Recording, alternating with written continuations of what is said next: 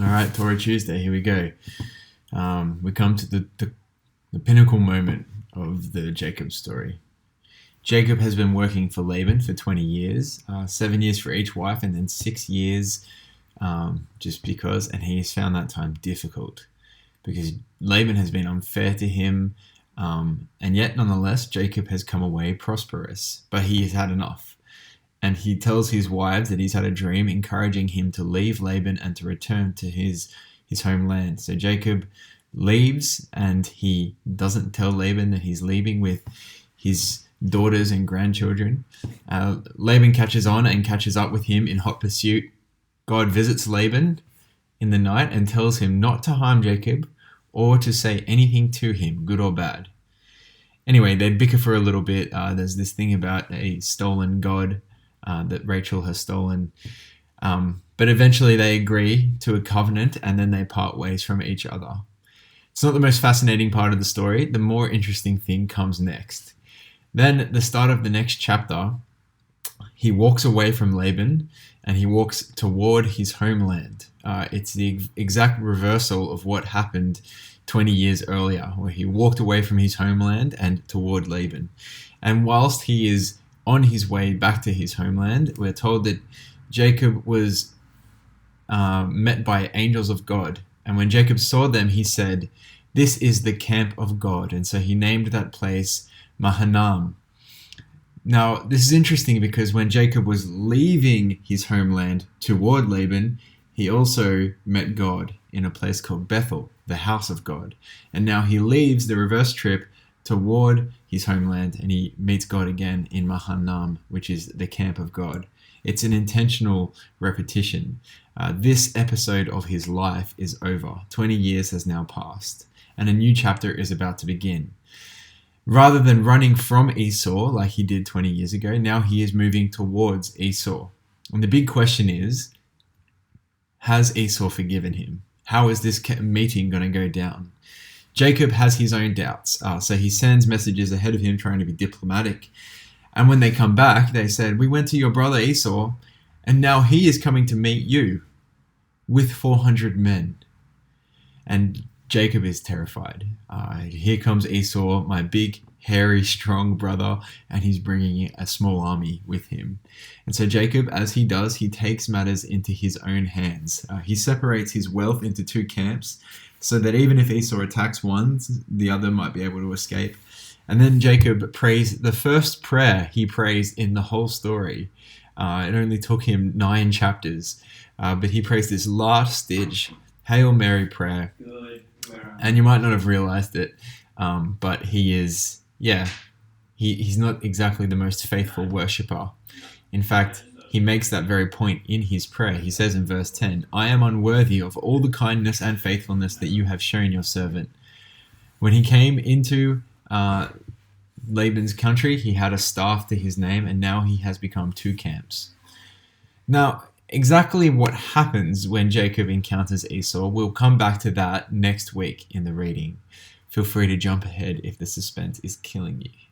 But today, in a reading, we come across one of the strangest stories in the Bible. That night, Jacob has sent everyone else away from him, and he is camping by the river of Jabbok all by himself. And we are told, a man wrestled with him until daybreak. It's a strange story. So it's dark. He can't see this man's face, which has caused problems for Jacob in the past. Remember that there was no lights. Jacob wouldn't have built a fire because he was trying to be incognito and avoid attack from Esau.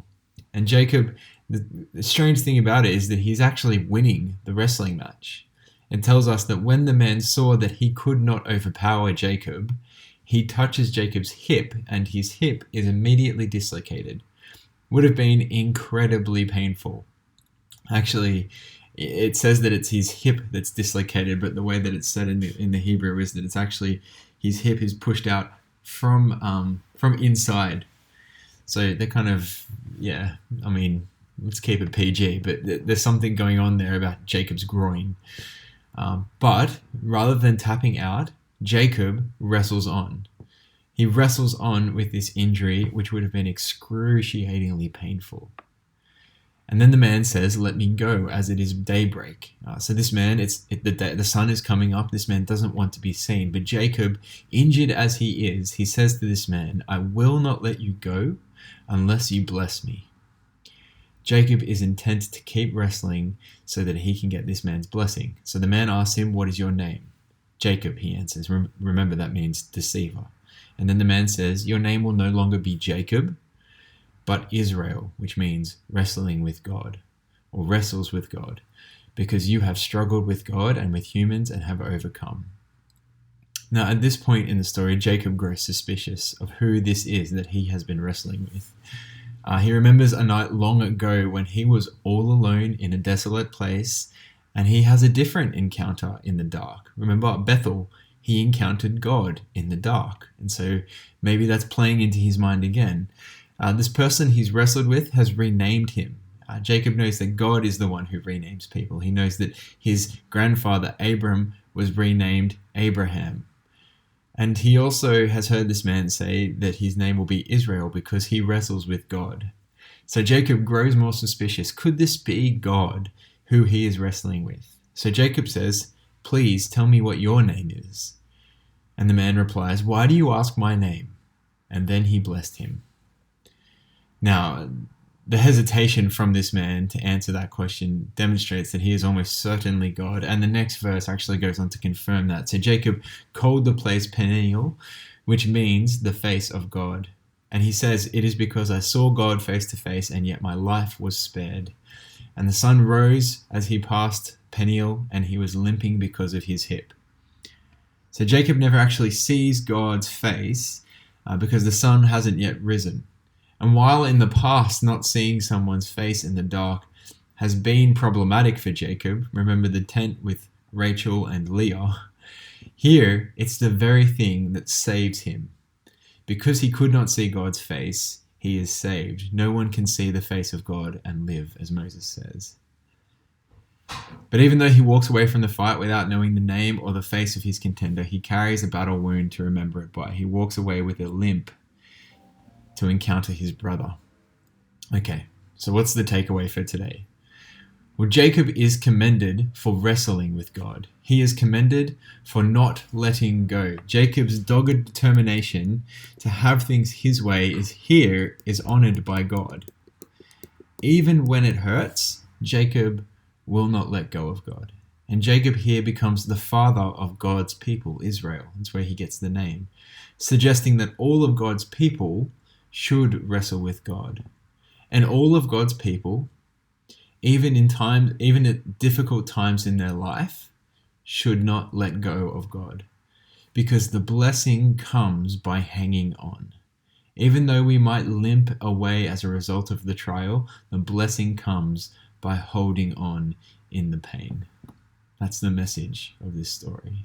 We wrestle with God, and the blessing comes by holding on in the pain. Have a good day.